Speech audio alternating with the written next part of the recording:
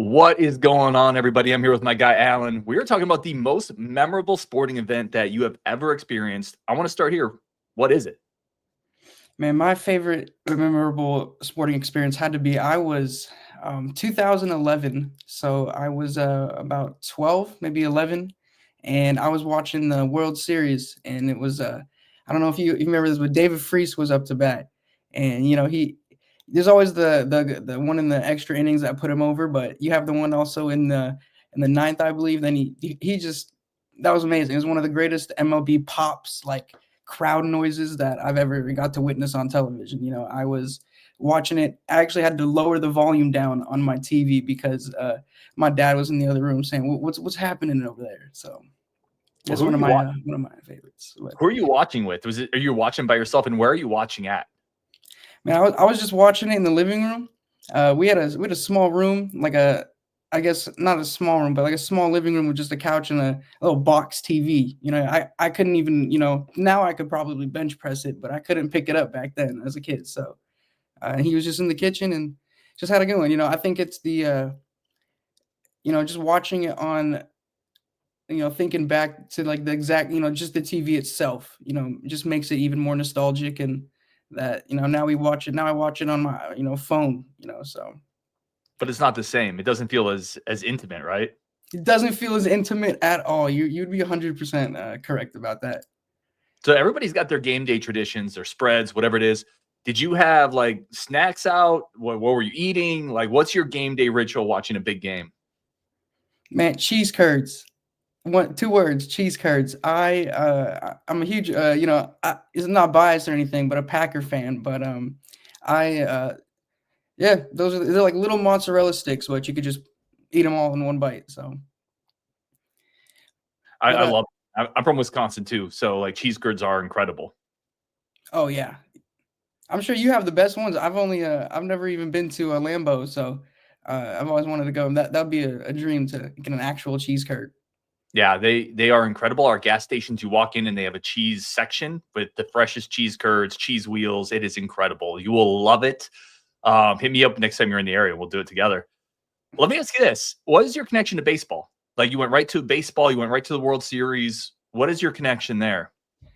So baseball is what I grew up with. I grew up in Los Angeles, so I used to go to Dodger games with my grandpa and my dad, and we always would just go and spend what was it, $17 on a ticket back then. So, and it's just as a kid, it's what I watched most, um, and it's always got a special place in my heart. No, And I'm not a bandwagon. I'm not a bandwagon LA fan. no, it's good. And with that 2011 series too, David Freese, St. Louis. Like, what's any particular connection there? Not really a connection, no, just more of it could have been one of my first times just getting into a sport World Series. Being by my own, not having anyone else come in and influence me, just me, myself, and I. And I could have turned the station to cartoons, but I said, let's go to baseball, and that's kind of what led me here in this class. But yeah, great questions. Yeah, thank you. Is there any other sport that competes with baseball for you? Like any other sport that is up there with baseball? Or is baseball the first love and it's just always had that spot on the pendulum? Oh man, that is a great question. NFL is definitely up there with the MLB, and then the NBA is creeping up slowly, slowly, and slowly. But like I said, my Packers and the Dodgers were what I grew up with, and I got a Aaron Rodgers jersey that I might have to burn, but we love it. We love it. Yeah, you got to get to Lambeau for sure. Let me ask you this, because that's such a random. You said that wasn't even really a connection necessary to that team, and you were just there, you're watching it. What about it do you think drew you in that moment that made it so memorable? Like what specifically happened in that moment for you that turned you into this version of what you are now as a fan? It's got to be the. I know it's gonna sound crazy, but it's got to be the crowd. It's got to be the sound of the pop of the ball. It was like, I guess it's an audio kind of thing. Making now that you're making me kind of think about it, that to see so many people, and they were all wearing red, so it was like it was awesome to see. And then you have to go with probably one of the greatest game calls from the announcer. He says, "We'll see you tomorrow night," which is, they just look down. So I gotta say it's an audio thing. The commentators, the crowd, that sort of thing. Well, I always think when I have these big sporting events like that night, I think about it. Maybe I even dream about it. I relive it. What was the after for you like? After you had the big moment, you got hooked into it. You can't wait for the next game. What do you remember? What you did after the game ended? I went straight to YouTube to watch the highlights. Is what I did. Yeah. No, I immediately I called my dad. He ran in and he just kind of stood behind me and was watching it. And immediately after, it's just shock. Like wow. And I was just so ready for the next night. I really wanted to see what would happen, and it was just great. Yeah, Was your dad a sports fan at all? he is. He grew up in Wisconsin. He is a Packer fan. He's been to Lambeau 20 times. Um, but he said he didn't like the cold, so he moved out to Los Angeles. So. Does he follow any other Wisconsin teams? Brewers? Was there any influence from him into the teams you follow and you like? 100%. 100%. Let me get the jersey for you. Do it. Do it. I love it. The jersey for you. Oh. I love it. Yes. Yeah, you got to get to Lambeau. Having been there myself, you have got to make the pilgrimage.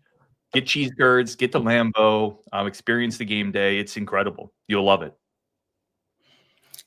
Well, I hope to one day. I hope to one day. But hey, let's move on to you, Ryan. Let's move on to you. I've been talking. My throat kind of hurts. No, what about you? Man? What is one of your favorite sports moment that you can think of? Yeah, man, I got a bunch. Mostly painful. Like sports are more painful than they are happy. If you've followed long enough, your teams lose way more than they win. I've learned, and it is a painful shared experience, which kind of forms like the collective of fandom. But I think my most memorable is probably Wisconsin Badgers basketball. They built an incredible team, 2014, 2015. They're playing Kentucky, and if people follow college basketball, they're going to remember this Kentucky team. Kentucky team was 38-0. They had 6 future NBA players on it, I believe, including a Devin Booker, Karl-Anthony Towns. I mean, big-time NBA stars. Wisconsin beats them to go to the national championship game, which they lose to Duke, by the way, which is always like this incredibly happy into this incredibly painful moment. But yeah, I was at home when I was watching with my family. It was probably the biggest Wisconsin Badgers basketball win in maybe program history, at least in modern history for sure. And it was just so awesome. It was so awesome. So I think to me, beating Kentucky, beating 38-0 Kentucky, going to the national championship game, it was incredible. How old were you when you were watching that? Yeah, so it was 14, 15. I was 31, roughly. And you were watching it with who were you watching it with? Yeah, I was watching with my folks, my mom, my stepdad. My buddy Tony came over. I'm sure we had cheese curds, beer. We had the whole spread. We had wings, and there's nothing like watching your hometown team, because I grew up in Wisconsin, right? That's my hometown team, and a team that doesn't have a lot of pedigree. Like Wisconsin's never in the modern history won a national title. To be on the precipice of accomplishing something, and you're watching it there with the people that you grew up with, it was incredible, man, in every aspect. How did that? Well, I should say before I say how did that affect how you lived outside for like a good week or a good day, or did that change your attitude? Like, hey, we won now, or That's a great question. So yes, until we lost to Duke in the national championship game, right? Like it was such a high to come down to such a low that if you were to ask me my most memorable good experience, it's this game we're talking about right here where the Badgers won. My most memorable bad experience is probably the next game, which we lose to Duke. And I was in like a sadness coma after that game. I remember my mom, she's like, Ryan, it's fine. They did really well. They finished second. My mom, I can't right now. I can't. I love you so much. I have to go and eat ice cream and just be in a corner by myself for a while. yeah, I love the quote. If you pass the person in second place, you're still in second place. So yes, It was painful. is college sports did you grow up with college sports, or is that something that you grew in that you kind of just nurtured into? Yeah, good question. So I grew up with all sports, to be honest. I'm a big NBA fan, Phoenix Suns, big baseball fan. I'm a Atlanta Braves diehard. Love the 49ers, love the Badgers, college and pro, our college basketball and football. So I kind of grew up with all of them, and I loved all of them equally. So I have some Wisconsin helmets in the background because I do have some Badgers content, but I love all of them equally. I'm just a big sports junkie in general. That's awesome. Yeah, I think, besides the 49ers right there, I'll be on every team, that you got. Yeah, they didn't have a very good year this year, so oh, doggone it. That's what I said. That's what I let off with, man. Sports are more painful than happy for the most part. Yeah, I think the Niners thing, just, real off topic real quick, is gonna be one of the something they'll talk about for years because they were in the top 5 in power rankings before this season even started, and now they're probably gonna get, like, a top 15 draft pick just because of the record, so Yeah, they had a lot of injuries, and then a little up and down from a couple different spots. Brock Purdy had a bit of a mediocre season, and that's in the NFL though. The NFL is so quick to turn over the good teams because of the salary cap, because of parity. It's that's why people love it. Other sports need to emulate that a little bit more. yeah, and, just to turn it back to the, Wisconsin for you and your moment. On that moment, you named so many players. What Tell me, is there anyone that you still follow from is there who's your favorite player from that team? Oh, that's a great question from that team in particular. It's probably Nigel Hayes. So the two players that people would recognize the most would be Frank Kaminsky, who carved out a pretty long NBA career, and then Sam Decker, who was a lottery pick before he got hurt. But Nigel Hayes was on that team, and he was just incredible. Really high IQ guy, great defender, could carve up zones, could shoot, all around player, and also really early on the kind of NIL athletes benefits bandwagon. He was one of the first to talk about it and speak on some of those truths that we live with now.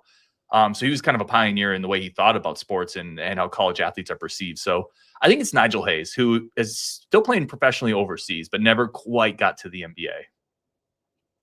Yeah, that's awesome. That's awesome.